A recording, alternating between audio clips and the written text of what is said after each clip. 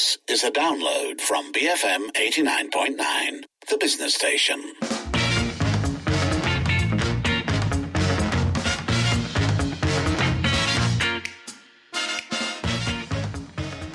It is 7:15 and you're listening to the Evening Edition with Lynn and Sharmilla.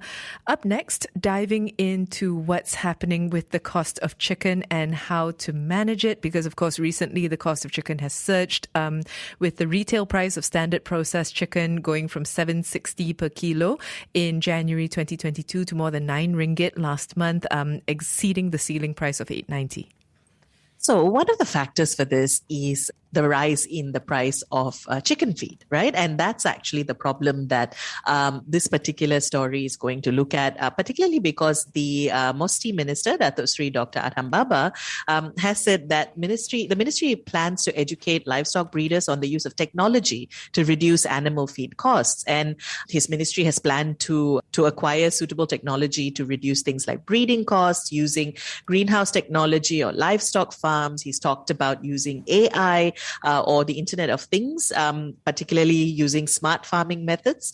And so some interesting options there in terms of how to reduce the cost of chicken via technology.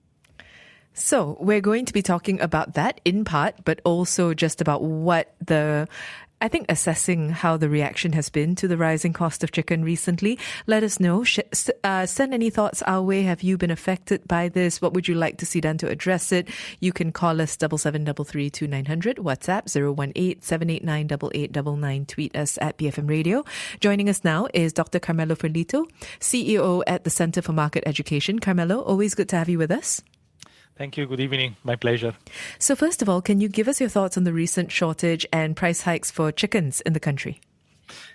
Well, I think that the background is what happened more or less with the lockdowns that we have experienced over the past 2 years. So at a certain point, the economy has been put on a halt, and both demand and supply are forced to step back. Now that the economy is going to reopen, the demand adapts to the new scenario much faster. Restaurants reopen, buffets and everything, we go out and eat. But for the supply to adapt to that increased demand it takes more time, because when the supply step backs, it means that workers are laid off, plants are shut down, machines are destroyed. So the process of readaptation, so the new capital creation after the capital destruction, it takes time. And actually, we need a period in which the price tension created by the excess demand over the supply is there. We need this because this will launch a signal to the supply, okay, is the moment to step up again. So over time, the supply can increase again, meet the demand, and prices will cool down. If we allow that to happen, the situation will readapt in a reasonably short time. What is happening instead, that the government reacted emotionally to what was happening, that was very natural and was indeed caused by another government policy, by lockdowns. And I don't mention here the effect of money creation, because this will bring us again on the path of inflation, and we don't want to talk about that tonight. But the government reacted emotionally and said, okay, prices are going up, we put a ceiling. That ceiling goes exactly in the opposite direction that we need, because it is hiding that signal of profitability, is frustrating that signal of profitability that we need for the supply to step up. And therefore is prolonging the agony. Then if producers try to make profit abroad, the government comes with export ban. So all populistic policy that seems to meet the interest of consumers, but instead they go in the opposite direction because are just prolonging in time price tensions, and they avoid a fast solution of it. If we take a step back, could you give us an overview of the poultry industry and supply chain here? The poultry industry in Malaysia is very advanced. Consider that poultry is the only livestock for which Malaysia is self-sufficient. And Malaysia is the third consumer of chicken per capita in the world. 50 kilo satu tahun satu orang. Okay, after Israel and the United States. So Malaysia is very well placed in terms of consumption, and chicken farms are highly advanced. They adopt the highest level of technologies coming from Europe and the United States. And in fact, the biggest producers of poultry equipment in the world, they all have a regional headquarters in Malaysia. I cannot make names to avoid advertising, but they have their HQs here. Where there is a problem in terms of the value chain is on feed. And this is true, but this is a natural problem. You cannot grow crops that are not suitable with a certain weather, with a certain soil.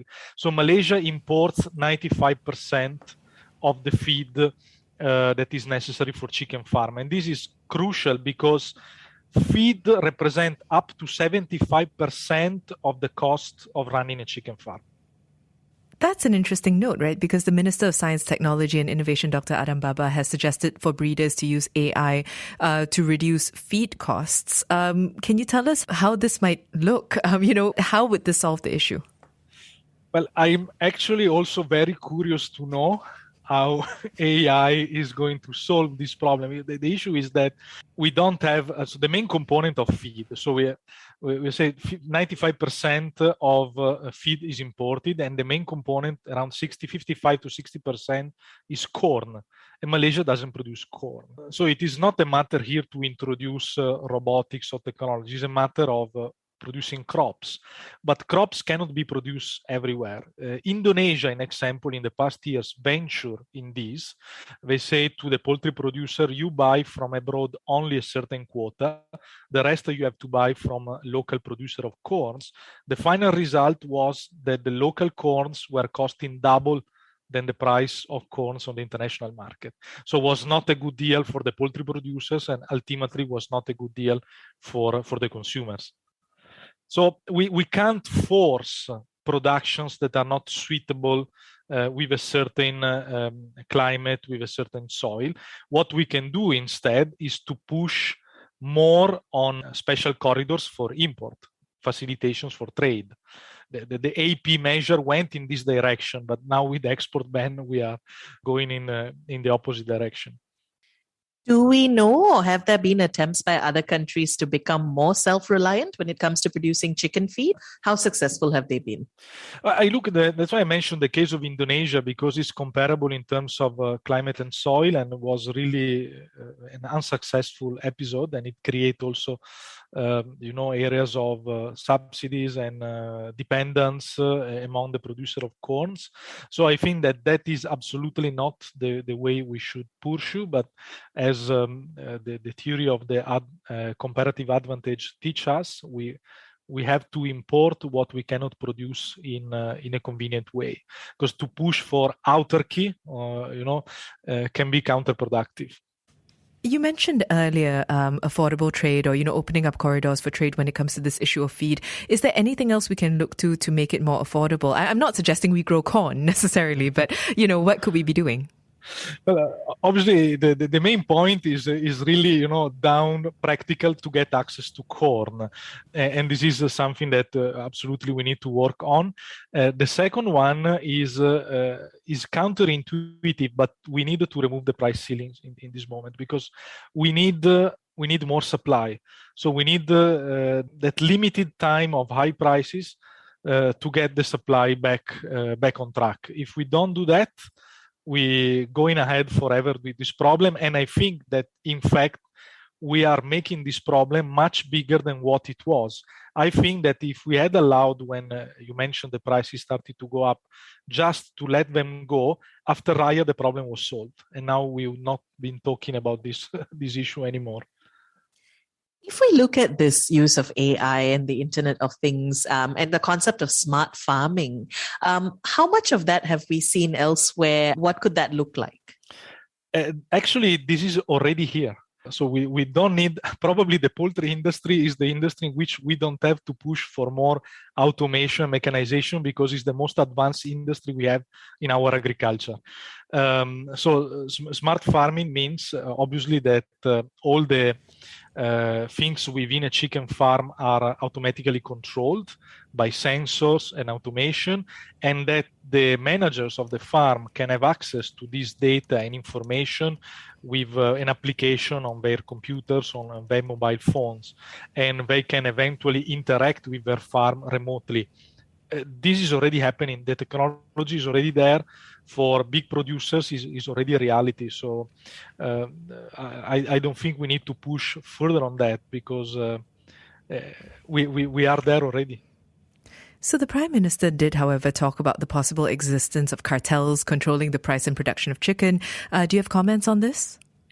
Well, I don't believe that we experience a control in the sense of a group of producers that agree on price. Obviously, being an industry, a very technologically advanced industry, is dominated by big players. You cannot have technological advancement and a big number of small players. These two things are not compatible. So our poultry industry stepped up a lot, brought a lot of automation, but this needed capital, needed investment. And this happened thanks to the effort of groups that became bigger and bigger. So in Indonesia, in Malaysia, in Thailand, in the Philippines, the production of chicken is in the hands of probably less than 10 big players in each country. But this has made the industry successful and technologically advanced. What are the long-term solutions to ensure the stability of our chicken prices? Agriculture prices and commodity prices are always fluctuating more than other prices. So we have to accept a little bit that kind of oscillation, fluctuations. But I think that the best way is to push further on free trade. So more access, both in terms of import and export to international markets. Abandon completely the idea of price ceilings, because this is not to say that if we allow market forces to operate, then prices will always be affordable. But eventual price tensions will be resolved faster by reacting to market stimuli than if they are controlled by government policies. That is what is happening now, actually. Carmelo, thank you so much for speaking with us. Thanks to you. It was a pleasure. That was Dr. Carmelo Ferlito, CEO for the Center for Market Education, weighing in on the chicken situation in our country, basically is the long and short of it. Let us know if you have thoughts. Send them our way. Keep it here on BFM 89.9. Thank you for listening to this podcast. To find more great interviews, go to bfm.my, BFM 89.9, the business station.